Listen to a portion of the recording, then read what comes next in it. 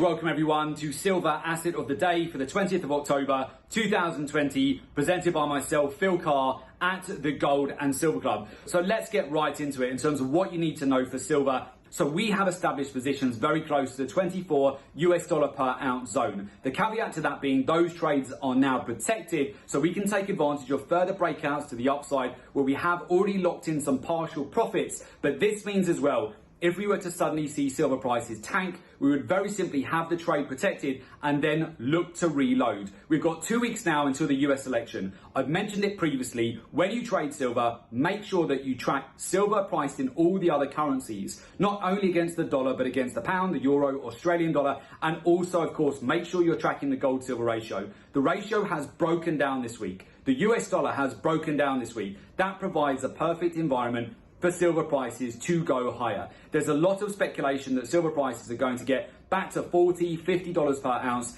and so forth. But the challenge with this is the faster that silver goes up, the more quickly it will sell off. If it has a parabolic move to the upside, it's very likely to break down very fast as well. What you need to know about silver is, yes, usually it does perform well over October. My expectation is that silver will do well between now and the end of the month. But November, it's not normally a great month for silver. Go back on your chart. Go back over the last 10 years of silver. What does it normally do over November? It corrects, okay? Consolidates to lower. So you need to bear that in mind. So yes, silver prices can go a lot higher, but I would look for the big opportunities now as we go into December. That's when you normally want to wait, get your best entries on silver, then we can capitalize on the additional upside that you'll see over December, January and February. Now at the moment, we do have positions on that I've mentioned just above $24 per ounce.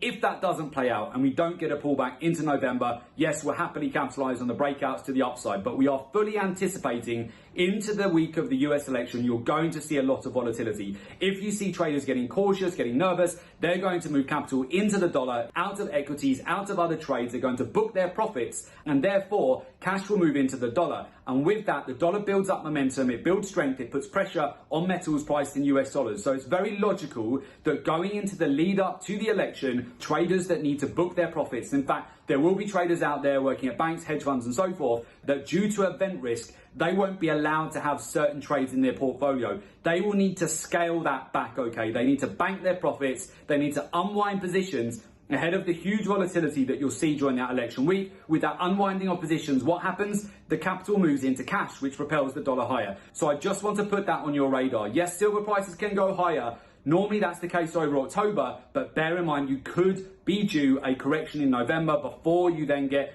the lows going into December, and I'm expecting a strong performance into Q1 of 2021. And again, this comes down to research. Do your research when you trade silver. Don't just blindly follow technical analysis here, because the majority of technicals and indicators being utilized right now just don't work. They're outdated. They're not up to speed with macroeconomics, data, market intelligence, the seasonal cycles, daily cycles, weekly cycles, capital flows. They're just not going to give you any sort of an edge. You need to be looking at the whole 3D picture when you trade the metals. That is what will help you massively. And this is what our clients do at the Gold and Silver Club, who've had an amazing quarter. And as I mentioned with Goldman Sachs, it has been the best trading quarter in over a decade here. The market volatility we're seeing right now is absolutely perfect for trading. And again, if you've got more time available at the moment, if you're on lockdown or you've seen further restrictions, look at the positives. This gives you a great opportunity to level up your skills, increase your income. If you've got capital sitting in the bank, that capital is not going to be working hard for you